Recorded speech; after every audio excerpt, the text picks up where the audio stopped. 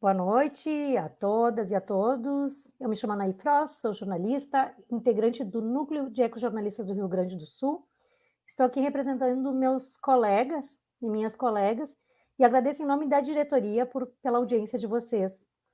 Eu vou conduzir essa terça ecológica, que está chegando à sua segunda edição, depois de 26 anos em que a terça foi realizada presencialmente.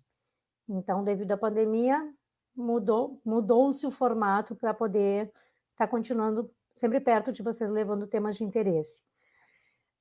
Na virtualidade, nós também temos o apoio aqui, que é imprescindível, da nossa colega Débora Galas, jornalista, que vai conduzir essa ferramenta de transmissão, vai estar organizando os questionamentos que vão chegar, e, em momento oportuno, as perguntas vão ser lidas no decorrer da atividade. Mas antes eu vou passar aqui para vocês, enquanto as pessoas vão chegando, aos poucos, para nos assistir, um brevíssimo histórico do nosso trabalho dentro do Núcleo de Ecojornalistas. O Núcleo de Ecojornalistas tem berço na era analógica, se digitalizou e vem se modernizando. Nesses 30 anos de trajetória, que foram celebrados em junho último, de forma mesmo que discreta e distante por conta da pandemia, mas que continua em plena atividade. Ainda fazendo esse breve resgate, né, vale destacar que a Ecoagência de Notícias Ambientais, que é por onde vocês estão acompanhando essa transmissão e essa atividade, foi criada pelo NEG há 17 anos, por ocasião da realização do terceiro Fórum Social Mundial, tendo como foco a cobertura dos temas ambientais, tratados em mais de 80 atividades que foram realizadas na ocasião. Bom, vamos então à apresentação do tema, né, deste final de tarde, dessa terça ecológica, e do nosso convidado. Para falar sobre o mapa da mega mineração no estado do Rio Grande do Sul, seus riscos e estratégias de enfrentamento, nós convidamos e contamos com a presença do Eduardo Raguzzi. Eduardo Raguzzi Quadros, que integra a coordenação do Comitê de Combate à Mega Mineração no Rio Grande do Sul, o CCMRS, é engenheiro ambiental e Quadros ainda é coordenador da Associação Amigos do Meio Ambiente, Amaguaíba, entidade filiada à Assembleia Permanente de Entidades em Defesa do Meio Ambiente do Rio Grande do Sul. Bem-vindo, Eduardo, um prazer falar contigo. Boa noite, obrigado, Anaí. Agradeço imensamente o convite do NEG, a quem eu admiro muito e acompanho há muito tempo, né, e me informo sobre as questões ambientais aqui do estado, né, e é um prazer participar da Terça Ecológica, que é um evento já clássico aí, né, nos debates ambientais do estado.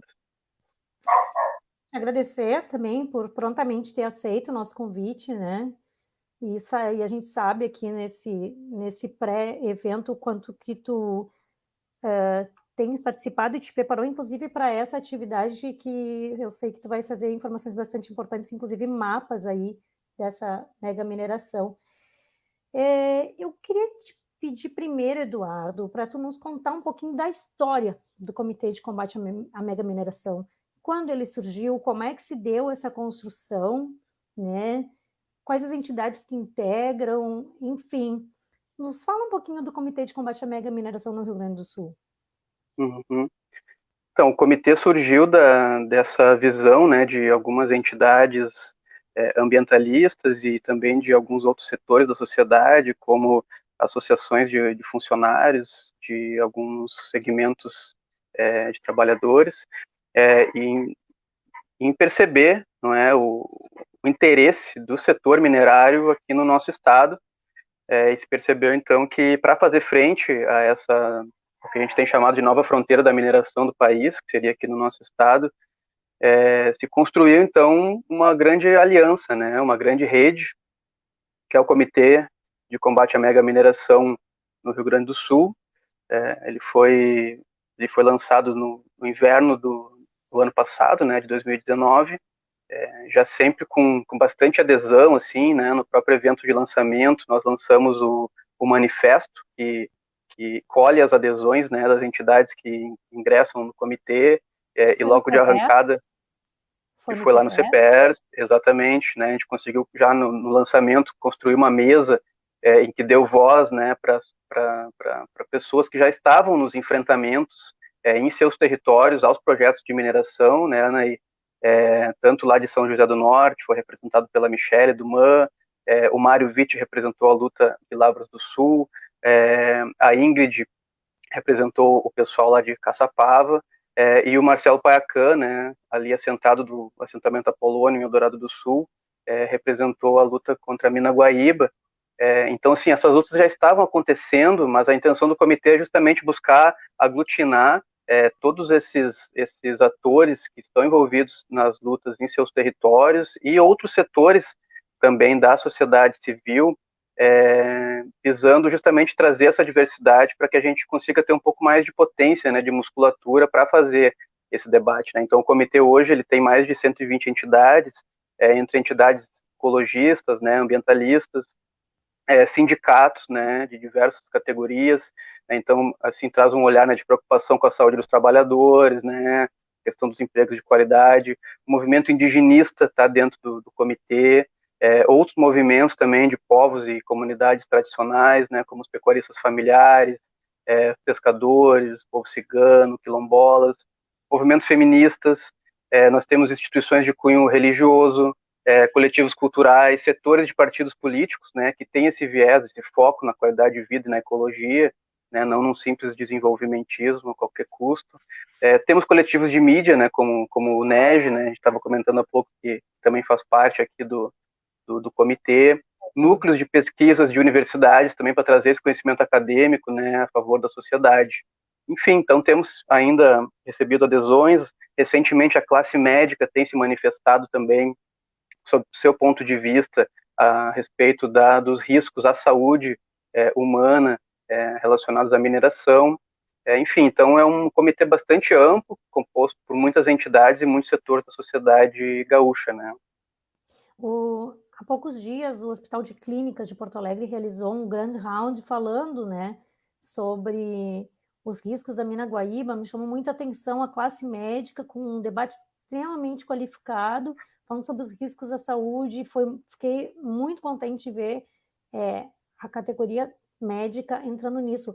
Mas tu falaste ali também num corpo técnico, eu sei que é importante toda essa multidisciplinaridade, mas vocês são especialistas, mestres, doutores, pós-doutores em diversos setores que, inclusive, lançaram um painel, né? O painel de especialistas em dezembro do ano passado. E só para o pessoal saber onde encontra esse material, é o site rsemrisco.org.br, que é onde pode ser baixado. Fala um pouquinho desse corpo. São 3 GTs de trabalho, não são? Então, para a gente conseguir dar conta, né, de estruturar o Tantas comitê, entidades, tanta gente, né? exato, a gente acabou construindo uma estrutura, né? Então, o comitê ele se estrutura através de uma coordenação, que temos algumas entidades na coordenação geral, vamos dizer assim, do comitê, e depois a gente tem algumas frentes de trabalho, né, que a gente chama. Então, tem a frente técnica, essa que tu mencionou, que a gente tenta aglutinar e articular técnicos, né, para se debruçar de fato sobre os estudos das empresas e levantar outras informações de contraponto. Então, isso é muito importante de dizer, né? O comitê busca, né, sempre se posicionar de maneira técnica, né, de construir informações baseadas na ciência, né, em estudos, para poder justamente servir de subsídios para o debate, né. Então a gente não levanta nenhum tipo de assim informação, né, falaciosa, né. A gente está no meio desse caos aí das notícias falsas, né, que nosso país está se afundando, e a gente faz justamente o oposto disso, né, que é levar informação técnica independente e de qualidade, né? Então, essa é mais ou menos a função da frente técnica do comitê, né? A gente tem também a frente de comunicação, em que tem comunicadores de diversas áreas fazendo materiais de divulgação, contatos com a mídia, enfim, cuidando das redes sociais. Temos a frente de mobilização, né, que principalmente durante os períodos das audiências públicas e de eventos, né, de rua, que a gente fez muitos, né, organizou esses momentos e a presença, né, dos militantes, né, do pessoal que apoia as causas nesse sentido. Temos também uma frente jurídica, que é composta aí por vários advogados e advogadas que estão ali fazendo esse olhar jurídico de todas essas causas, não é? E, eventualmente, criamos alguns grupos específicos para falar de algum projeto, né? Porque é tudo muito complexo, o debate ele é muito amplo e complexo, né? Então, a estrutura do comitê é mais ou menos essa, assim, hoje, né? Certo. Bom, vamos entrar um pouquinho na história para entender um pouquinho e planificar como vem se construindo esses tantos projetos de mega mineração que nós temos no Rio Grande do Sul. Estou lembrando aqui que no início de janeiro de 2018, talvez tenha sido uma das primeiras encaminhamentos do recém-impostado governador Eduardo Leite. Ele fundiu a Secretaria Estadual de Infraestrutura com a Secretaria Estadual de Meio Ambiente, originando aí a Secretaria do Meio Ambiente e Infraestrutura. Essa nova pasta passou a ser responsável, por exemplo, por planejar e executar as políticas estaduais de energia e de mineração, entre outros, barragens e tudo mais, né? Ocorre que nós sabemos que mineração e biodiversidade definitivamente não combinam, não dialogam, né? Como o governo estadual vem atuando nos bastidores desses projetos desde então, ou talvez antes de tu falares disso, Eduardo, quantos projetos de mega mineração existem hoje no Rio Grande do Sul, nas suas mais diversas fases? Depois, falar um pouquinho sobre como é que o governo estadual vem atuando nos bastidores desses projetos aí, que tu vai nos dizer mais ou menos quantos são eles. Tá bem.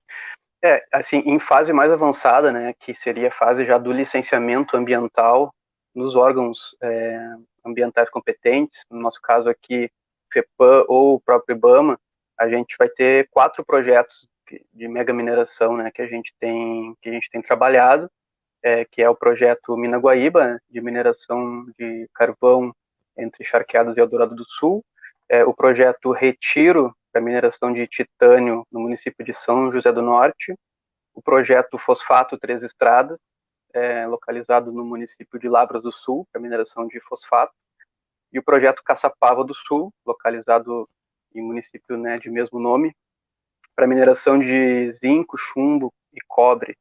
Então, esses são os 4 projetos que estão mais avançados, digamos assim, mas temos muitos outros projetos que podem vir a entrar nessa fase de licenciamento ambiental e também estão fazendo muitas pesquisas minerárias aqui no nosso território. Eu vou depois mostrar alguns mapas aqui para a gente poder ter um pouco da noção do que a gente está falando quando a gente aborda o assunto dessa maneira, de que há uma nova frente da mineração no país querendo se constituir aqui no nosso estado. Nós estamos falando de mais de 100 projetos? Nós estamos falando, assim, de mais de 2.000 projetos, na verdade, que já estão em fase de requerimento, de lavra, assim, né? Fora que a gente tem aí quase 7.000 projetos em fase de pesquisa mineral. Tu pode repetir para nós mais de 2.000 projetos em requerimento de lavra. Explica para nós melhor o que é a lavra. Certo. Assim, o processo de licenciamento da mineração, ele, assim como os processos de licenciamento ambiental, para o minerador conseguir obter o direito de lavra, ele passa por alguns processos, assim, né, algumas etapas, assim. Então, primeiramente, eu preciso entender que, assim, a mineração no país é regulada pela Constituição Federal e pelo Código de Mineração, depois leis específicas, né, abaixo do Código de Mineração, e também atos do antigo DNPM, que era o Departamento Nacional de Pesquisa Mineral, e hoje é ANM, Agência Nacional de Mineração. E quem é proprietário dos recursos minerais do país é a União, e é ela que autoriza particulares a explorarem esses minérios segundo, teoricamente e legalmente, os interesses e a soberania nacional, os interesses públicos. Né? Então, o recurso mineral é da União, mas os produtos da mineração é do minerador, né? São do minerador. Então, assim, temos algumas etapas aí para que o minerador possa obter o direito de lavra. Né? Primeiro, ele requer o direito de pesquisar o território, então, a partir da pesquisa, ele prepara um relatório, estou resumindo aqui, porque é bastante complexo, né? Mas ele prepara um relatório que a ANM deve aprovar ou não. Esse relatório diz que há um minério de interesse e há viabilidade de exploração econômica. A partir da aprovação do relatório, ele requer, então, o direito de lavra, que é, de fato, o direito de poder ocupar o território e minerar aquele minério de interesse. É assim que ele recebe a concessão de lavra e ele dá, normalmente, andamento ao licenciamento ambiental. Então, é mais ou menos esse o processo, assim, dentro da Agência Nacional de Mineração que ocorre, né? Dentro desse âmbito... A concessão de lavra não é autorização para começar o projeto de mineração, é isso, Eduardo? perfeito, ainda tem que passar pela fase de licenciamento ambiental junto aos órgãos responsáveis e também regularização fundiária e outros processos, né, acessórios a esse, que vão, no fim das contas, permitir que, de fato, a empresa comece a operar a mina, né? E como eu estava falando, então, nessas diferentes etapas possíveis de um empreendimento minerário estar junto à Agência Nacional de Mineração, que a gente tem, assim, né, cerca de 3.000 projetos que estão solicitando a pesquisa no nosso território, cerca de 6.800 que já estão autorizados a realizar pesquisas em nosso território, cerca de 1.200 já passaram pela etapa de pesquisa e estão já pedindo a autorização de lavra, e cerca de 700, um pouco mais de 700, já receberam a concessão da lavra, ou seja, poderiam já entrar na fase de licenciamento ambiental. Então, na prática, é dizer o quê? Que mais ou menos 2.000 áreas em que a fase de pesquisa já foi superada, já poderiam, né, então, ser levadas adiante. Destes, 4, como eu comentei antes, já estão nessa fase de licenciamento ambiental. Né? Uma coisa só para comentar, Anaí, que tu tinha me perguntado e a gente acabou pulando, né? Perguntou sobre o contexto estadual aqui, né, e desse rearranjo do governo do estado em relação à SEMA, né? O que a gente observa é isso, assim, né? Nos parece que houve uma certa cooptação, na verdade, da Secretaria Estadual de Meio Ambiente pelo setor minerário e de geração de energia elétrica.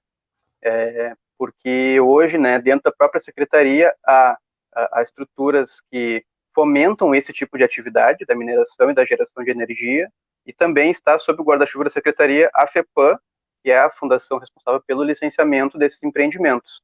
Então, assim, a nossa preocupação e o que a gente quer ter como garantia é que os técnicos do órgão ambiental estadual, a FEPAM, estejam com as condições adequadas, né, e a independência técnica adequada para poder realizar esses licenciamentos sem interferências e ingerências da Secretaria Estadual de Meio Ambiente e Infraestrutura, né?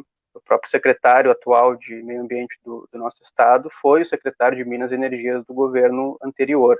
Então, isso é, de fato, uma questão que nos preocupa muito, né, sobre quão, assim, qual é a lisura, né, e qual é, assim, a capacidade de independência da FEPAM frente à Secretaria de Meio Ambiente. Essas concessões de lavras e esses pedidos de solicitações, me corrija se eu estiver errada, elas vêm caminhando desde a década de 70, né? E a gente tem uma pergunta já da Heloísa aqui. Quando é que esses projetos começaram a surgir aqui no Rio Grande do Sul? Eu sei que a Copelme está há mais de 100 anos minerando o RS, né? Vamos tentar não falar tanto da Mina Guaíba, mas é um tema, vai ser recorrente aqui, a gente está mencionando a Mina Guaíba. Então, a Heloísa pergunta, quando esses projetos começaram a surgir aqui no Rio Grande do Sul? Né, e emendo com essa pergunta das lavras, né? Uhum. Assim, a pesquisa mineral é feita, como tu falou, há mais de um século no estado, no território inteiro, assim, né? Isso é uma coisa que vem de muito tempo, não é? Mas o que a gente percebeu, que é o momento em que a gente entende que se tornou mais preocupante para a realidade do Rio Grande do Sul, é quando, de fato, houve um aumento do interesse minerário aqui no estado, com o aumento significativo das solicitações de pesquisa, das solicitações de lavra, e, de fato, de maneira mais concreta, com esses projetos que estão em fase de licenciamento. Então, isso aí vem aí, de 2010 para cá, começou, né, então, a se colocar esses projetos de maneira mais factível, né, os empreendedores abrirem os processos de licenciamento nos órgãos ambientais, começar a mídia a dar visibilidade para isso, até porque, como esses projetos são de uma escala muito grande, normalmente as empresas brasileiras não têm condições financeiras de bancar isso sozinho, então eles têm que abrir também para captar recursos e investidores transnacionais, né, trazer recursos de fora para conseguir levar esses projetos adiante. Então, assim, cada fase que as empresas avançam no sentido de conseguir a lavra, né, ou conseguir uma licença prévia, mais seguro fica esse investimento e mais chance eles têm de captar esses recursos, né? Então, assim, a pesquisa mineral é uma coisa que vem de muito tempo, mas o que a gente tem percebido agora é que está se aproximando de uma fase em que há possibilidade, se a gente não conseguir fazer um contraponto assim forte, né, de peso, e mostrar que a sociedade gaúcha não quer esse modelo mineral aqui no Rio Grande do Sul, né, a gente está chegando numa fase em que os projetos vão se tornar realidade, né, então é mais ou menos isso que está acontecendo hoje, assim, né.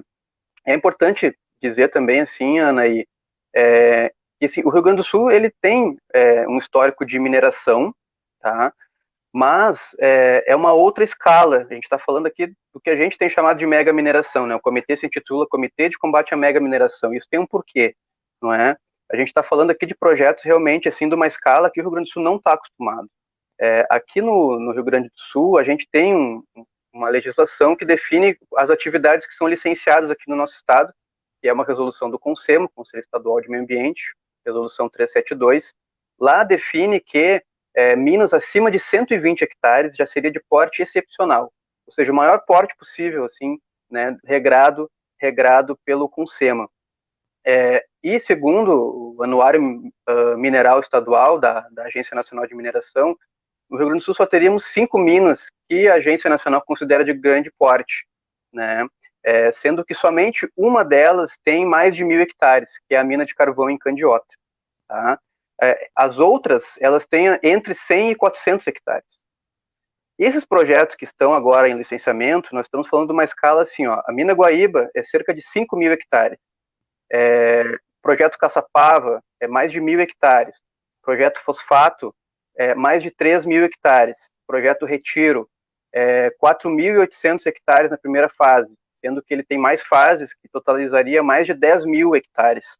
Então, essa dimensão de escala que é importante a gente ter em mente quando a gente está entendendo esse contexto atual da mineração no estado. Então, a gente estaria saindo de uma mineração, podemos dizer assim, mais tradicional, que é o que a gente está mais acostumado, que é uma mineração de menor escala, que normalmente ela é feita para atender demandas locais, é um ritmo minerário mais lento, ela é de maior duração e, consequentemente, com menor impacto ambiental, né, ou impactos menos agudos.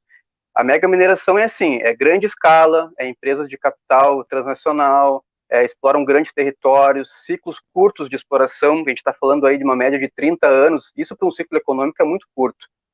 Visa atender mercados estrangeiros normalmente, utiliza grandes materiais ou opera com grandes materiais contaminantes, tem uma grande demanda de energia elétrica, né, tanto de energia quanto de combustíveis fósseis. A gente está vendo agora a luta também do povo do Camaquã contra a instalação das pequenas centrais elétricas no rio Camaquã. Então, a gente questiona também, para que é esta energia? Né? E a correlação assim rápida que é possível fazer é que é justamente o Estado fomentando a maior geração de energia para poder ter a infraestrutura que as mineradoras necessitam para conseguir minerar, não é? Então, as grandes minerações também precisam de uma grande quantidade de água, né? Geram grandes quantidades de drenagem ácida de minas, geram passivos ambientais grandes, riscos de catástrofes, expulsão de populações, destruição de formas de produção tradicionais, geram uma dependência econômica, ou seja, não criam laços econômicos com as atividades que já acontecem nos territórios, é o chamado do enclave mineiro, né? Além, claro, de poluição atmosférica, hídrica, do solo, supressão de vegetação, perda de habitats de fauna. Então, isso é a mega mineração, né, que está se aproximando aqui do Estado e que, no nosso entendimento, e é o que a gente está trabalhando para que isso aconteça, é uma coisa que a gente deve evitar, né? Não é um bom negócio para o Rio Grande do Sul, digamos assim. Sim, é um quadro aterrador. E é estranho, quase 2021 estamos, não está falando de energias limpas, né? De só retirar do solo, do subsolo e resta terra arrasada, né? E a gente sabe como é que é a situação econômica dos municípios mineradores, não é nada interessante. E tem uma pergunta aqui do Demilson que ela já foi mais ou menos respondida aqui, mas que é importante a gente ler, que ele gostaria que você, Eduardo, comentasse sobre as fragilidades dos órgãos ambientais frente a esses projetos de mineração. Já deste mais ou menos o caminho ali, né? Pois, ao que tudo indica, que os órgãos ambientais, que deveriam ser os guardiões da proteção ao meio ambiente, mostram enormes debilidades e posições questionáveis. Se a sociedade não estivesse atenta e organizada, muitos projetos já estariam operando com danos irreversíveis ao meio ambiente, saúde pública e comunidades locais. Como eu falei, né, a gente respeita muito a FEPAM, né, os órgãos ambientais, os técnicos, especificamente, mas nós temos muito receio das ingerências da gestão. Infelizmente, a FEPAM tem um histórico, é quase uma tradição, uma coisa muito infeliz de se dizer, mas é uma tradição de que os secretários de meio ambiente interfiram muito na FEPAM. É conhecido da sociedade gaúcha a famosa geladeira, onde quando um técnico não quer emitir uma licença ou se opõe a algo de interesse do governo, ele é mandado para algum departamento que não tem poder decisório e acaba deixado de lado, e alguém vai lá e assina aquela licença. Então, assim, nós temos técnicos muito qualificados na FEPAM, mas nos preocupa muito esse tipo de interferência no trabalho deles, né? Então, essa é uma coisa que, de fato, a gente tem que estar sempre atento, e como foi dito na pergunta, sem dúvida, se não há mobilização social, projetos avançam de maneira muito rápida e muito fácil. E isso é bastante claro quando a gente analisa esses 4 projetos que a gente menciona, que justamente os projetos que se teve maior mobilização social são os projetos que se conseguiu segurar mais os licenciamentos. Né? O projeto Caçapava, ele retorna a um ponto praticamente do zero, em que a FEPAM emite um novo termo de referência para o empreendedor apresentar um novo estudo.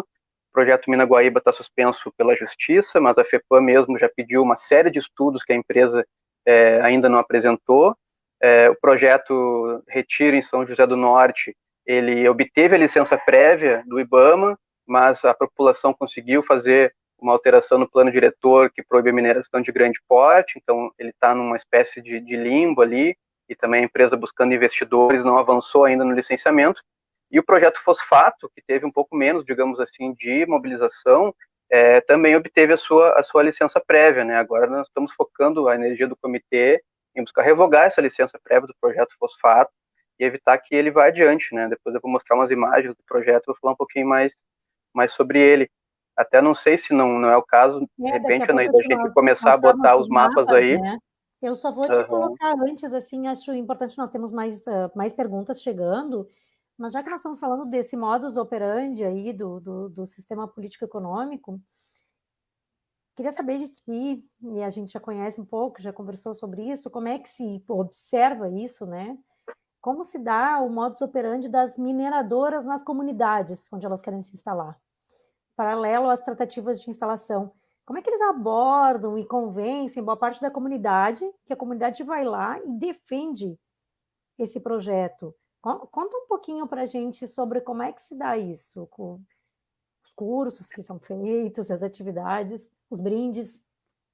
É uma coisa meio jogo sujo, quase assim, né? Porque normalmente pega ali a comunidade por uma série de estratégias assim que vão justamente envolvendo aquela comunidade de uma maneira que, se não há um contraponto com informações independentes, né, para ser levados para essas comunidades, é muito fácil de realmente eles caírem nesse conto, né? Isso aí tem gente que estuda isso e já está São estratégias catalogado. de marketing, Eduardo?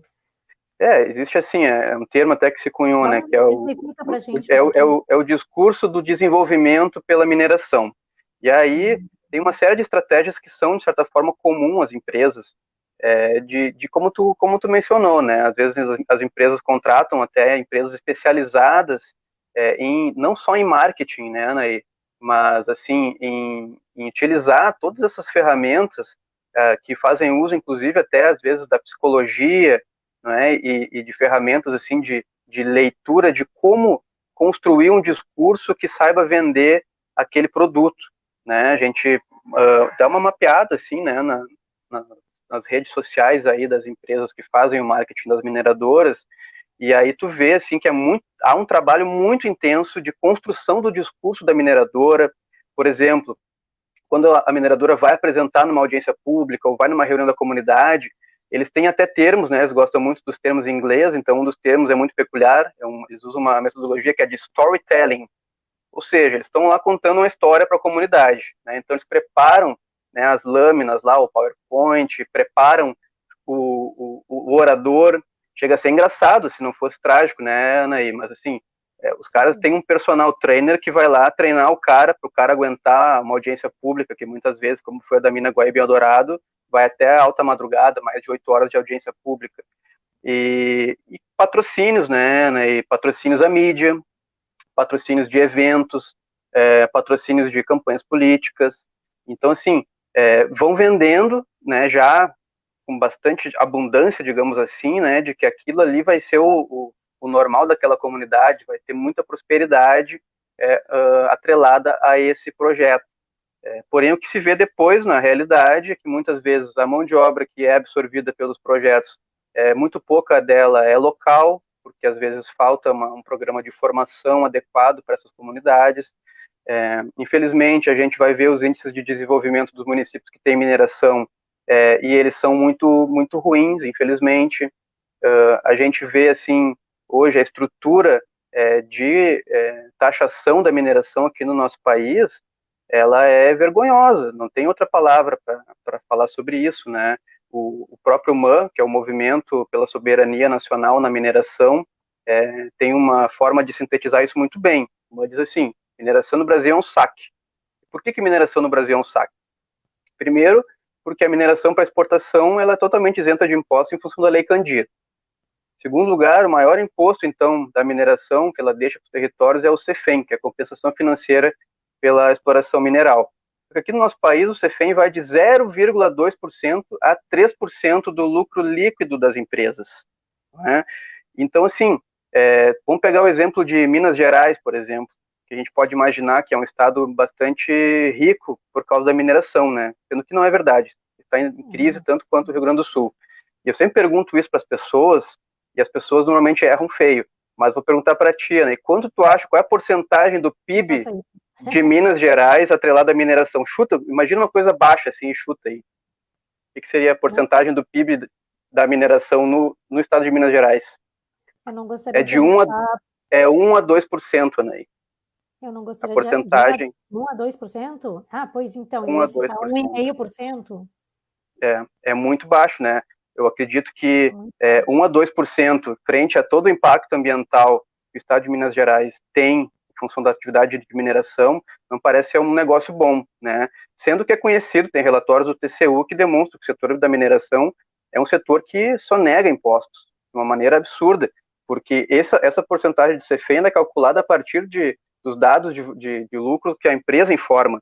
E aí tem relatórios do TCU que mostram, né, que as empresas informam de maneira inadequada, informam baixos rendimentos para pagar baixos impostos. Muitas empresas têm subsidiárias no exterior, vendem o minério para a própria subsidiária a um preço muito baixo e depois revendem a um preço mais alto. Então, isso são dados que estão já em relatórios do Tribunal de Contas da União, em pesquisa de institutos bastante sérios, como o Instituto de Justiça Fiscal, né? Então, assim, é isso que a sociedade gaúcha precisa entender. E os impostos que a mineração diz que vai gerar não necessariamente são bem assim, podemos dizer dessa maneira, né? Fora que há um baixo controle social sobre a aplicação desses recursos gerados pela mineração, né? Então, assim, o que são pautas concretas que a gente teria que avançar, né? Nós teríamos que avançar aqui no Brasil em revisão dessas alíquotas dos impostos, né? A revogação da Lei Candir, um maior controle social dos recursos oriundos da mineração, investimento em diversificação econômica, e por aí vai. Aí a gente poderia começar a falar sério sobre a mineração ser uma coisa vantajosa para o país e para o Estado. Mas até lá, esse modelo mineral que está construído só nos deixa prejuízos. Eduardo, tu tens alguns mapas para nos apresentar e nós temos algumas perguntas aqui, tá? Então, eu te pergunto, nós temos mais uns 25 minutos aqui, tá? Então, eu acredito que em 20 minutos a gente consegue ir conversando e mostrando os mapas, né? Conseguimos. Uhum. Tá. Então, tem uma pergunta do Christian aqui, que ele faz assim, ele pergunta, talvez eu não consiga traduzir muito bem, mas como o MPRS está se posicionando? E o porquê da pergunta está em saber que as promotoras do meio ambiente em Porto Alegre estiveram em uma aula de pós-graduação que tratava sobre os efeitos climáticos e perguntaram se cabia ACP. Uhum. Assim, né, o Ministério Público, tanto estadual quanto federal, é uma ferramenta que certamente a sociedade tem que acessar, e nós estamos em permanente diálogo, né, com diferentes promotores e promotoras, justamente levando subsídios para que o Ministério Público possa se posicionar frente a esses casos, né? Então, assim, há sim um acompanhamento dos ministérios públicos em relação aos processos de mineração no estado. Inclusive, uma das maiores audiências públicas que aconteceu em Porto Alegre a respeito do projeto Mina Guaíba foi proposto pelos Ministérios Público Federal e Estadual, tendo em vista que a FEPAM, né, acabou não fazendo uma audiência pública oficial do processo de licenciamento em Porto Alegre. É importante citar isso, que ela não foi oficial, ela lotou, não coube todo mundo, ficou muita gente de fora, mas ela não entra nos autos do processo, né? Ela serviu... Da FEPAM, ela serviu Perfeito. como... Tá. Ela serviu como subsídio justamente para os ministérios públicos poderem, né, estudar as questões... A FEPAM nunca escutou Porto Alegre. Na prática não, né? Na prática não, tá. A gente, assim, através da articulação do comitê, conseguimos colocar no processo de licenciamento da FEPAM uma série de pareceres técnicos sobre os estudos de impacto ambiental da Mina Guaíba, agora falando especificamente, que contribuíram para depois o ofício que a FEPAM mandou para a empresa, solicitando complementações, mas, assim, a comunidade, a população de Porto Alegre não pôde ser ouvida oficialmente pela FEPAM no processo Mina Guaíba, né? Mesmo sendo Agora está aparecendo um mapa aqui já, ó, Anaí. Então, assim, ó, isso aqui é o mapa do que eu relatei antes, tá, gente? Desses processos que estão em diferentes fases, tá? De registro lá na ANM, né? São, em termos totais, são mais de 22 mil registros na ANM aqui no estado em diferentes fases, tá? O que está em azul ali e verde, tá? Em azul são as autorizações de pesquisa, ou seja, a empresa já está autorizada para iniciar pesquisas nas áreas, tá? O que aparece ali nos polígonos azuis. Eduardo, elas chegam a se fundir, é isso mesmo? Elas não chegam a se fundir, né? Porque aqui no Brasil, né, o direito de mineração, né? ela se dá pelo primeiro que chega, mais ou menos assim, mas elas estão coladas uma na outra, né? O verde é onde a empresa está pedindo para pesquisar, né? E o azul é onde ela já está pesquisando, tá? E depois eu vou focar, né? Então, nas questões das pesquisas, e depois ali em laranja é o momento em que a empresa já passou pela fase de pesquisa, já conseguiu as informações que ela queria e já está pedindo a lavra, já está pedindo para a ANM o direito de minerar. E os que estão em vermelho, que são menos, né? Onde a ANM já liberou, né, o direito da empresa minerar. Aí vai ser o caso, por exemplo, da Mina Guaíba, né, e desses outros projetos que já estão em fase de licenciamento, tá? Então, esse é o mapa geral, tá? Esse dado aí, ele é público, qualquer um pode entrar lá no site da Agência Nacional de Mineração, baixar os arquivos em shapefile ou KMZ e verificar essas informações. Pode-se verificar que há um evidente foco na metade sul do estado, não é, da BR-290 para baixo. A gente pode ir avançando nas imagens. Agora eu vou focar um pouco as imagens. Eles mudam muito rápido, né, Eduardo? Tu comentaste já que isso muda, que isso podem aparecer novos a qualquer momento, é isso? A cada mês, se tu for verificar no site da ANM, tu vai ter informações diferentes, seja de novos pedidos de pesquisa, seja de empreendimentos que já avançaram do pedido de pesquisa para a liberação da pesquisa, ou outros que já concluíram a fase de pesquisa e estão pedindo a lavra. Então, isso vai mudando realmente bastante rápido, né? Esse mapa aqui, ó, dá um foco na região do Alto Camaquã, que é o que a gente estava comentando antes. Ali ficam os projetos Fosfato e o projeto Caçapava do Sul, né? Então, dá para ver mais ou menos, ó, como há uma grande quantidade de solicitações e de pesquisas sendo feitas nessas regiões.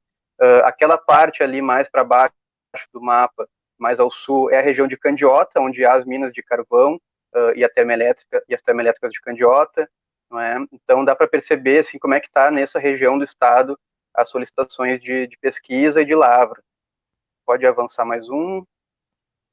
Então, essa aqui, por exemplo, ó, é a região onde a empresa Nexa está pretendendo instalar o projeto Caçapava do Sul, né, que visa minerar ali chumbo, zinco e cobre ali na região do Alto Camaquã. Esse rio que aparece aqui embaixo é o rio Camaquã.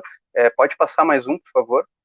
Esse seria o projeto ó, em cima dessa localidade, que é uma localidade de beleza cênica e paisagística muito importante, muito impressionante. Quem conhece a localidade percebe isso de maneira muito clara. É preciso lembrar também que Essa é uma região classificada pelo próprio Ministério do Meio Ambiente como de importância extremamente alta para a conservação da biodiversidade. Esse local, né, assim como o Projeto Fosfato, é um local que tem uma vocação para a pecuária familiar em campo nativo, ou seja, é uma atividade que está sendo desenvolvida na região há muitas gerações e pode ser ainda realizada por gerações futuras por um longo tempo, né? São atividades que a gente chama de pampa, né, Eduardo?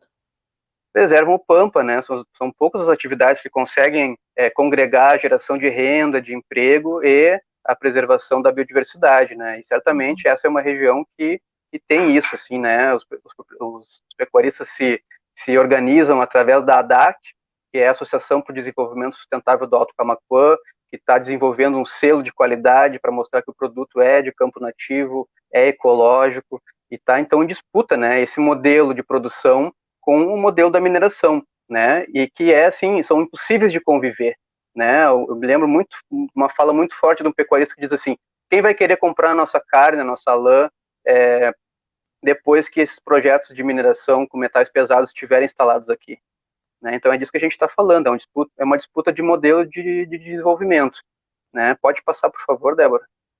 Fazer um Essa adendo aqui, aqui, fazer um claro. adendo que os membros, muitos membros do Comitê de Combate à Mega Mineração, das frentes técnicas e de mobilização, vêm visitando, tá, essas localidades, vêm fotografando, fazendo levantamentos e conversando com a comunidade. Claro, é mais que isso, essas comunidades e as entidades do interior também já compõem o próprio comitê, né? Então a gente está conseguindo avançar em dar esse caráter estadual, né? Para justamente a gente ir se fortalecendo na luta, né? Essa aí é a região, então, de Três Estradas, lá em Lavras do Sul, uma região lindíssima também, diferente da região dali do Alto Camaquã. Essa região não são de campos dobrados, né? No Alto Camaquã tem aqueles campos com afloramento rochoso, aqui são campos mais abertos, uma zona de conservação do pampa, assim, muito, muito bonita também. Pode passar mais um, por favor. E esse seria o projeto, então, implantado em cima dessa região. É possível verificar, né, que além de 2 pilhas de rejeito, ao centro tem a cava da mina, né, ali está escrito cava, né, acima e abaixo 2 pilhas de rejeito, mais ao norte ali uma barragem de água e mais a oeste ou à esquerda de quem está assistindo na tela uma barragem de rejeitos, né. E aí é importante comentar, né, que esse projeto de mineração de fosfato da empresa Águia, uma empresa australiana, ela então tem previsto, pelo menos o projeto que está licenciado na FEPAM, recebeu uma licença prévia recente. Esse projeto tem uma barragem de rejeito que tem uma capacidade para 23 milhões de metros cúbicos de rejeito. O que significa isso, né? A gente está falando do dobro do volume de rejeitos que havia na barragem do Córrego do Feijão, em Brumadinho, em Minas Gerais, né, que, como todo mundo sabe, em janeiro de 2019, rompeu, né, criminosamente, cerca de 12,7 milhões de metros cúbicos foram derramados pela empresa Vale no rio Paraupeba, né, e esses sedimentos da empresa Vale chegaram a 270 quilômetros rio abaixo, certo? Nessa barragem aqui da empresa Águia, que ela pretende construir, abaixo dessa barragem, pode passar mais um, por favor, Débora. Abaixo dessa barragem, então, tem uma rica biodiversidade, né? No Arroio Taquarembó, que depois encontra o rio Santa Maria, tem ali muitas propriedades rurais de pequenos produtores, de pequenos pecuaristas que utilizam essa água para a dessedentação de seus animais, né? Tem pesca, tem comunidades urbanas e rurais, né? E a 220 quilômetros dessa barragem está o município de Rosário do Sul, mais de 40 mil pessoas, né, mais de 40 mil habitantes, e que tem a sua captação de água no Rio Santa Maria, né? Então vou fazer de novo esse paralelo, né? Lá em Brumadinho, uma barragem com a metade desse tamanho, né? Quando rompeu, chegou a 270 quilômetros rio abaixo. Aqui nós estamos falando de uma barragem com o dobro do tamanho da de Brumadinho e que é 220 quilômetros a cidade de Rosário do Sul e seu ponto de captação de água no Rio Santa Maria. Então, esse projeto tem essa peculiaridade, né, de ter sido licenciado com uma barragem de rejeito assim, de grande magnitude. Lembrando, né, Anaí, que é uma coisa muito, muito triste de se constatar, mas, por exemplo, tanto a Vale quanto a Samarco, em Mariana e Brumadinho, as empresas sabiam que as barragens iriam romper, e optaram por deixar as barragens romper, ao invés de diminuírem o seu ritmo minerário. Ou seja, quando um projeto desse se instala, a gente fica basicamente na mão das empresas, em elas tomarem uma decisão que pode causar um grande desastre, né? Porque é impossível da gente, nos estudos de impacto ambiental e no EIA-RIMA, mapear esse risco que eu tenho chamado de um risco de gestão criminosa das empresas, né? Por isso que é tão importante a gente se mobilizar no momento anterior à instalação desses empreendimentos, que é o momento que a gente está falando agora. Pode passar, por favor, Débora. Aqui só um detalhe, ó, essa aí é o traçado, tá, mais ou menos da mancha que a barragem de rejeitos tomaria, e ali no meio, pode passar mais um, ó, tem um patrimônio arqueológico ali que eu só quis trazer para trazer um outro elemento para a discussão, que além das questões ambientais, sociais, a gente está também tratando muitas vezes aqui de questões culturais, arqueológicas, né? Isso aqui é uma chamada de mangueira de valo, tem outras denominações também, mas podem ver uma marca ali no campo, né?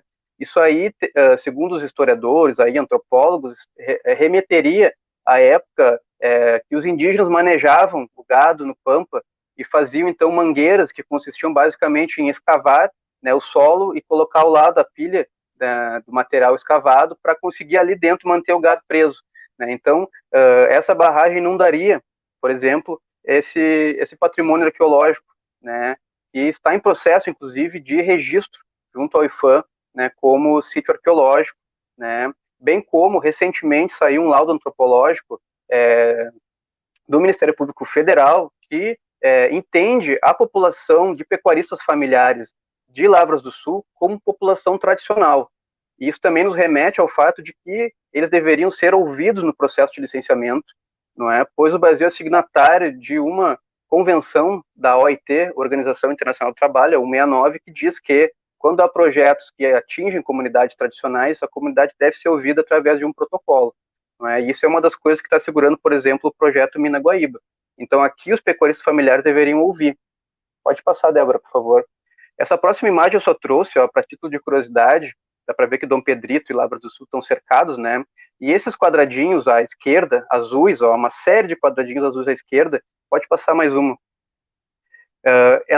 Eles se referem a uma pesquisa que está sendo feita na área para a rocha betuminosa. O que é isso? É o famoso xisto, ou seja, eles estão estudando aqui no Rio Grande do Sul o potencial de exploração, né, do que poderia ser a exploração energética dessa rocha, né, através daquele processo de fracking que está sendo também debatido em outros níveis, não é? Então isso também está sendo pesquisado aqui no estado.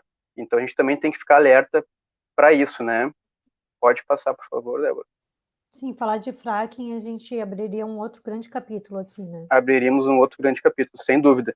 Lembrando que Santa Catarina aprovou, né, agora, ano passado, uma lei que proíbe a exploração do xisto betuminoso lá. Acho que a gente deveria pensar em ir para o mesmo caminho, né? Aqui, Anaí, a gente já vai para uma outra área do estado, ali São José do Norte, onde há esse projeto da empresa RGM, tá, que é de capital canadense, que pretende explorar praticamente todo o território de São José do Norte. Pode ver que está ali em laranja e vermelho, é a parte que já está mais avançada da lavra.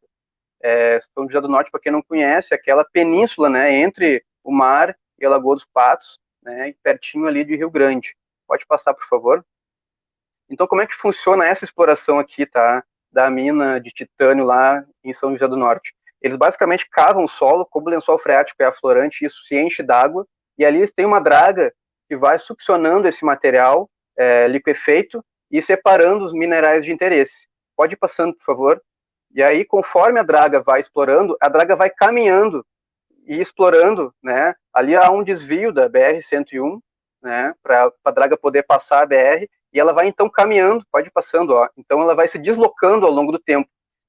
Pode passar naquele último ali. Então aquela mancha ali que aparece, ó, é o deslocamento da draga, né, ao longo de praticamente todo o território de São José do Norte, né? É isso que eu mencionei anteriormente, que a primeira fase do projeto tem cerca de 5.000 hectares, mas ele vai se estendendo a quase 12.000 hectares ao longo de todo, praticamente, o perímetro do município.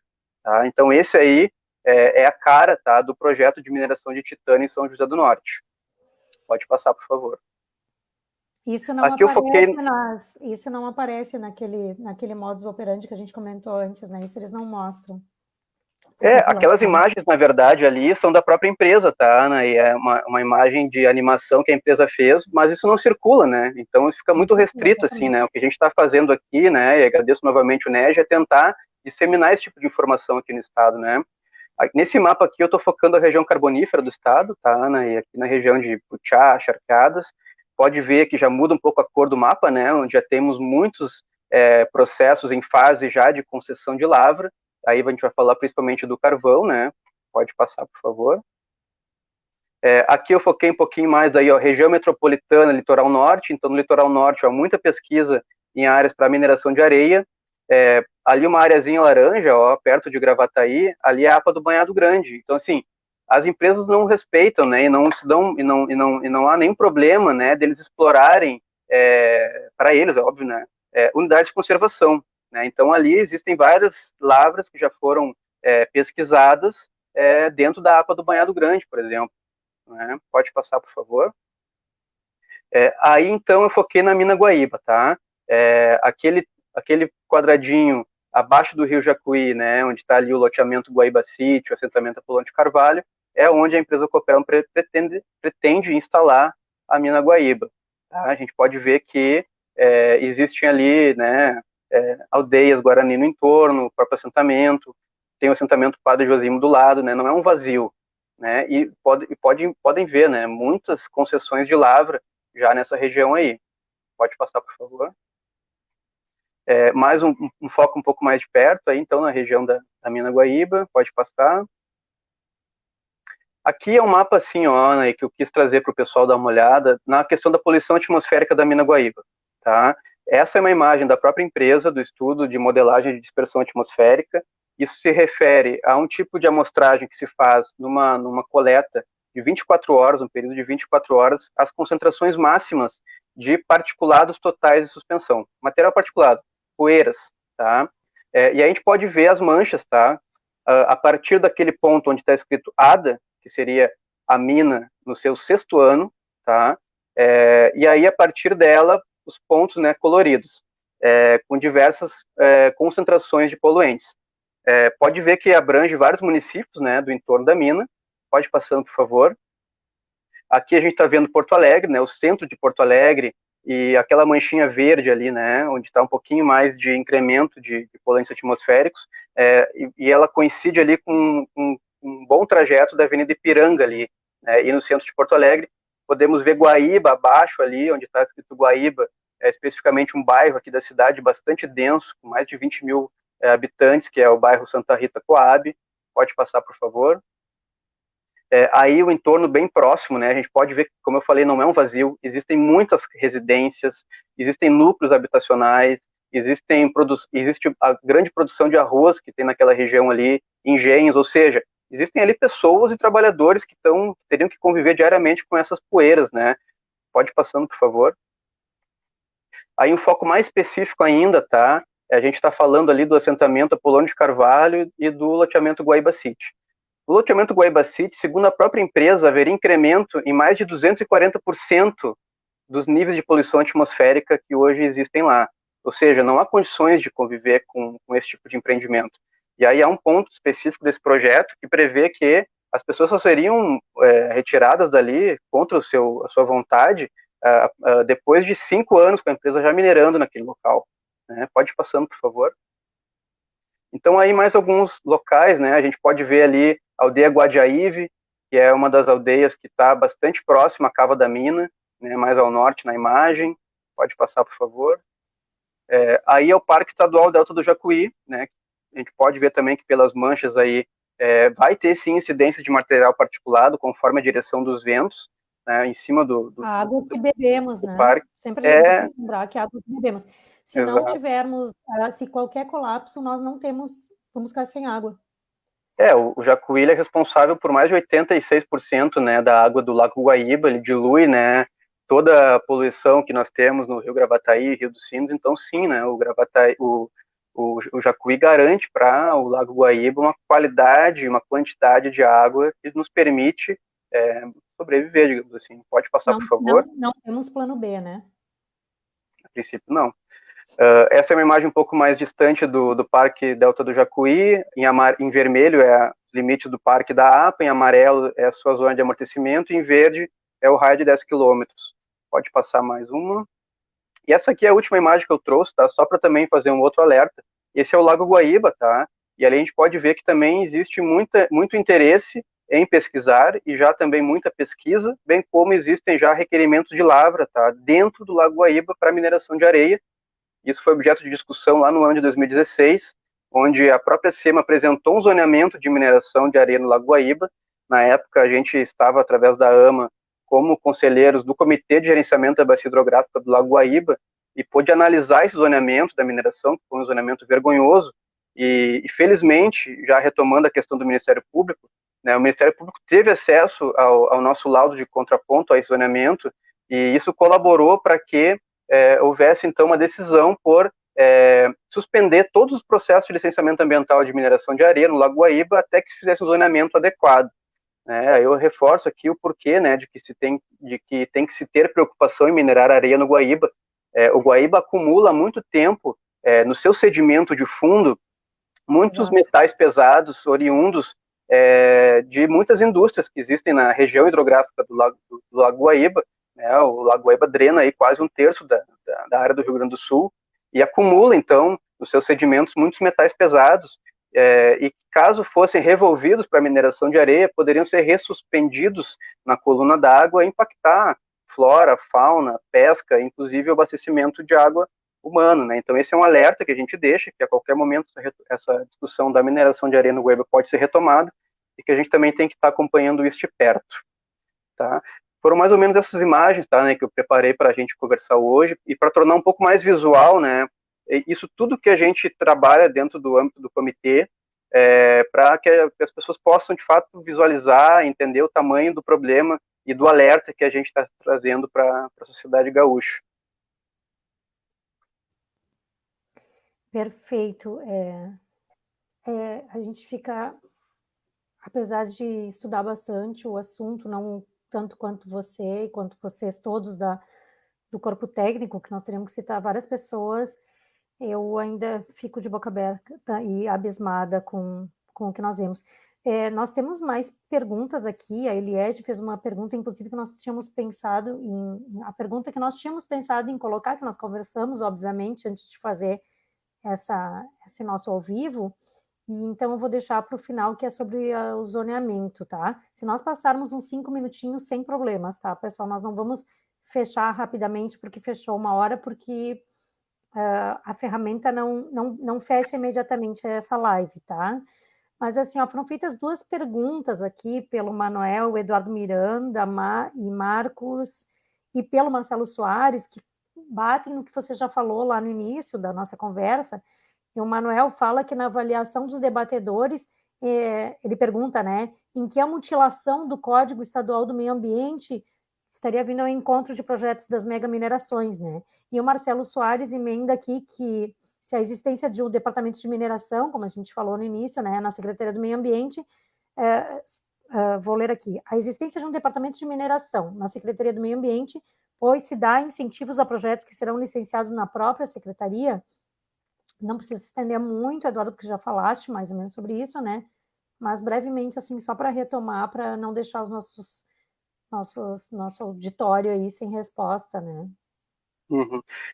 Como eu comentei antes, né? Então, nos preocupa muito essa reestruturação da SEMA, em que, como eu falei, na nossa leitura, há na verdade, uma sobreposição do setor de Minas e Energia sobre o setor ambiental do Estado. Então, nos traz, sim, uma série de riscos associados a isso e nos dá o direito, sem dúvida nenhuma, o direito da dúvida, né, da desconfiança e de cobrar permanentemente de que essa reestruturação não interfira na prática nos licenciamentos ambientais, né. Sobre o Código Estadual de Meio Ambiente, também é uma pergunta muito pertinente. Na verdade, isso também faz parte desse conjunto de reestruturação do Estado para conseguir acomodar esses projetos, né? Até, de certa forma, me lembro de uma das audiências públicas que aconteceu, da grande audiência pública que aconteceu na Assembleia Legislativa sobre o Código Estadual de Meio Ambiente, que teve, acho que uma deputada que apelidou de Lei Copelme, né, porque ali se colocaram, né, diversos artigos que sim beneficiam diretamente os projetos de mineração. Um deles, por exemplo, trata da questão das realocações de populações impactadas por projetos. Anteriormente, essa questão deveria ser sanada antes da emissão da licença prévia dos empreendimentos, e agora isso pode ser visto mais adiante. Né? Então, foi uma série de mudanças que foram feitas no código, sem o devido debate público, né? Até a promotora Ana Maria Marquesa cunhou um termo que eu tenho usado também, que é o déficit democrático, né? Ela falou isso sobre a votação da lei do polo carboquímico, que foi ainda no fim do governo Sartori, mas que tem se repetido frequentemente o déficit democrático em vários processos. O processo de revisão do Código Estadual de Meio Ambiente foi assim também.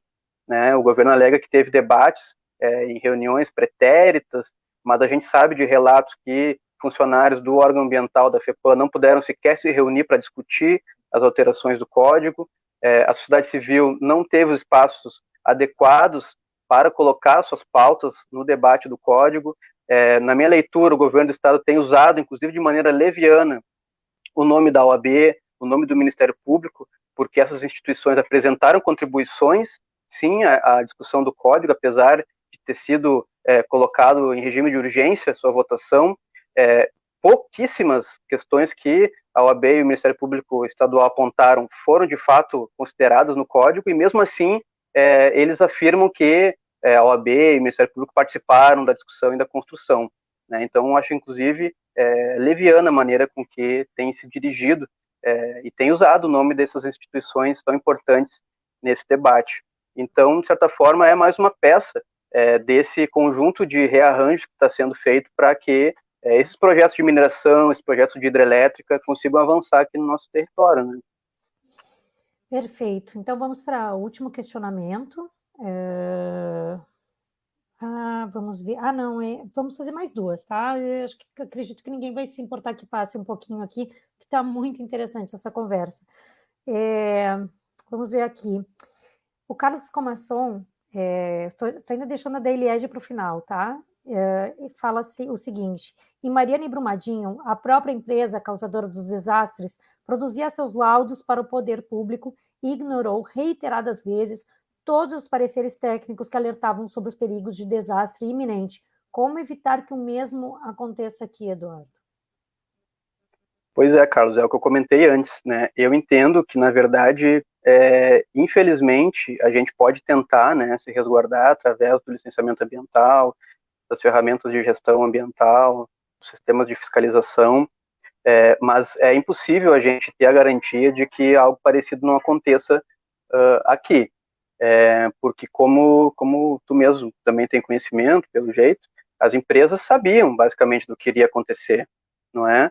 E optaram por acontecer. Fico imaginando aqui, né, que de repente houveram reuniões em que pessoas estavam sentadas numa mesa e decidiram, né, apesar de saberem das repercussões que esses rompimentos causariam, inclusive existiam estudos que quantificavam os valores que as empresas iriam ter que gastar com indenizações a familiares de pessoas mortas por um possível desastre, não é?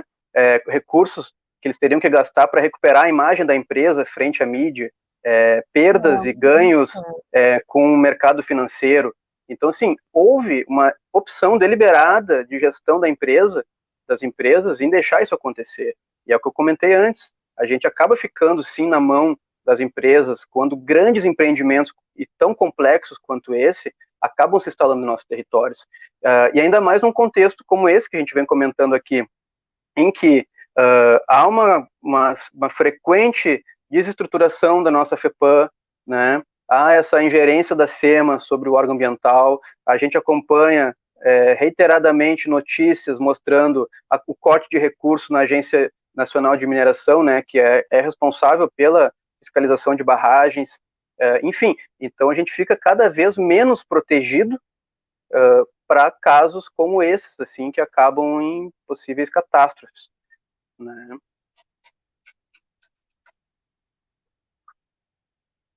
Tinha mais uma pergunta e eu passei ou não? Eu não estou te ouvindo, está sem áudio. Não percebi que eu estava sem áudio. Aí vamos para a pergunta então da Eliette Fante.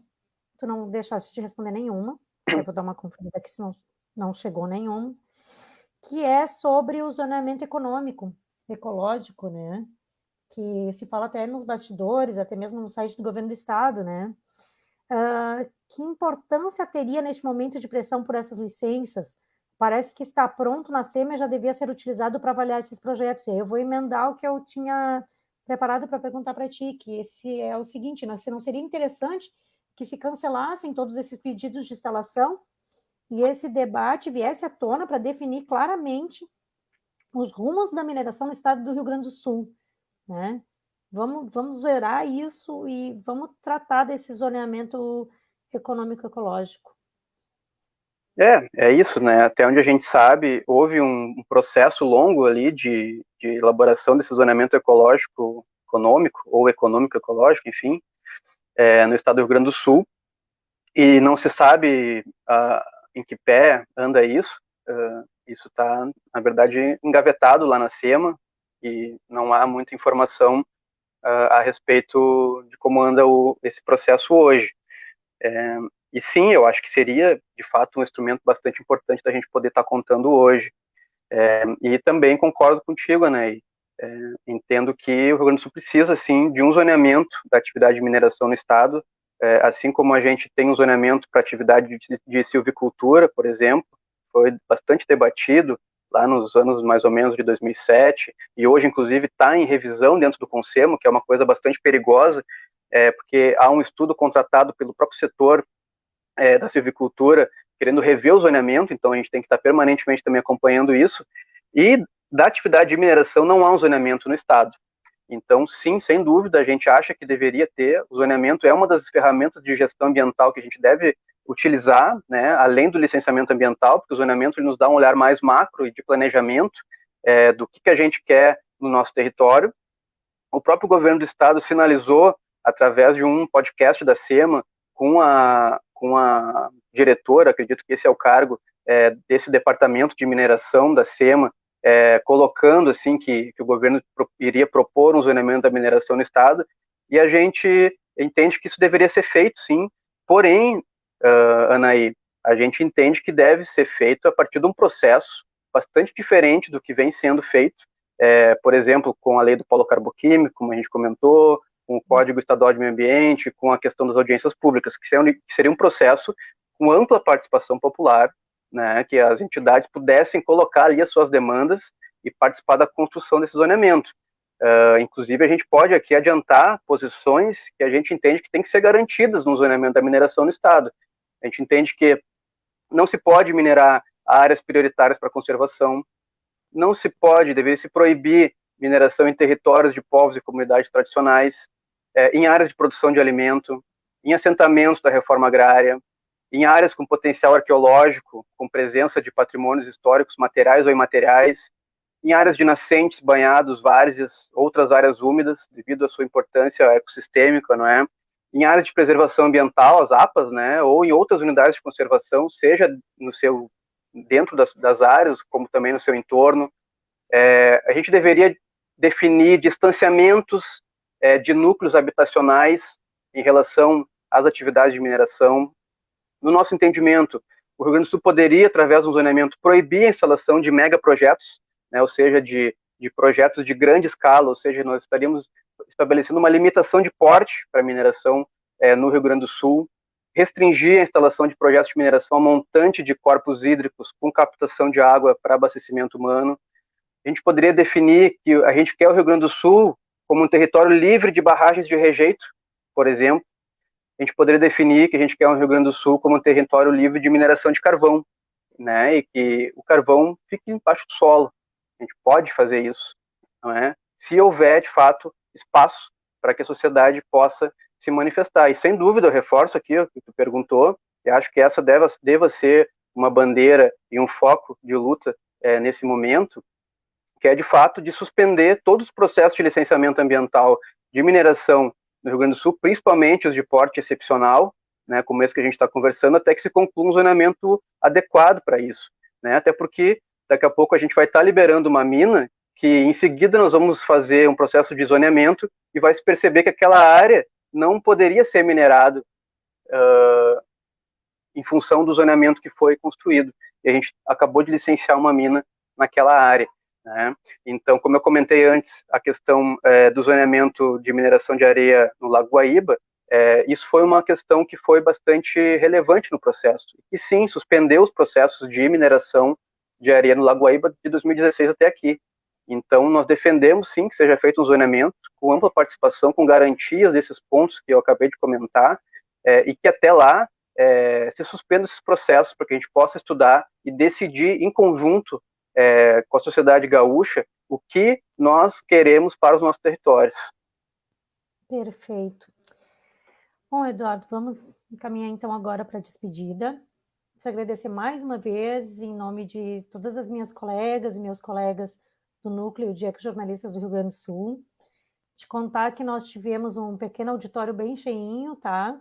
Como nós tínhamos nos nossos eventos físicos, né? A nossa média é entre sempre 40 e 50 pessoas assistindo, e que esse link vai ficar gravado, né? E ele é um documento excelente e que a gente pede para que quem acompanhou repasse ele, né? Porque tu trouxeste informações importantíssimas e a gente poderia seguir adiante, né? Te agradecer também em nome da nova diretoria do NED, que foi empossada há pouco, uma diretoria, primeira vez na história, somente de mulheres, né? Que é comandada pela professora Ilza Girardi, e te pedir que tu te despeça da gente e mais uma vez te agradecer. Tá bem. Então, eu agradeço novamente ao NEG e a tia Anaí pelo convite. Realmente é um prazer participar de uma terça ecológica. Dizer para o pessoal acompanhar, né? Então, o comitê nas redes sociais, ali tem todas as informações para quem quiser se aprofundar sobre os assuntos. Tem lá todo um histórico. A gente acabou de fazer um seminário online chamado Territórios em Risco. Fizemos 13 mesas de debate sobre diversos aspectos que eu passei por cima aqui. Nós temos aí mais de 24 horas de debate, que quem quiser se aprofundar pode olhar ali. Quem quiser se aprofundar no Mina Guaíba, existe o painel de especialistas, que está na íntegra para ser baixado ali no nosso site, o RS em Risco. Enfim, dizer que a gente está também fazendo um chamamento para congregar novos técnicos e quem tiver interesse em contribuir com o projeto especificamente de fosfato lá de Lavras do Sul, pois na nossa leitura é o projeto que está assim com o maior perigo de avançar rapidamente, então nós estamos fazendo também um esforço de fazer um contraponto técnico para esse projeto, e lembrar que é a hora de a gente se mobilizar para evitar que essa lógica da mega mineração se instale aqui no nosso estado agora, antes que ela chegue, né? E reforçar que enquanto a gente não construir um outro modelo minerário no país, um outro modelo de gestão ambiental, nós entendemos que não é seguro, não é viável, não é interessante para o conjunto da sociedade gaúcha a implantação desse tipo de modelo econômico aqui do nosso estado. Muito grata. Boa noite, então, a todas e a todos. Muito obrigada, Débora, pela ótima condução ali, em todo o auxílio. E vamos continuar nessa luta. Não a mega mineração. Valeu. Valeu.